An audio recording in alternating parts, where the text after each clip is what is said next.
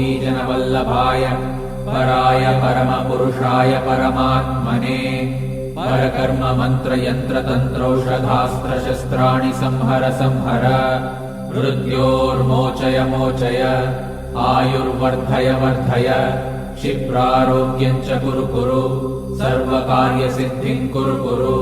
ॐ नमो भगवते महासुदर्शनाय दीप्त्रे ज्वालापरिवृताय सर्वारिष्टविनाशाय सर्वसम्पत्कराय सर्वदिक्शोभणकराय सहस्रज्वालाय परमात्मने परब्रह्मणे परञ्ज्योतिषे हुं फट् स्वाहा।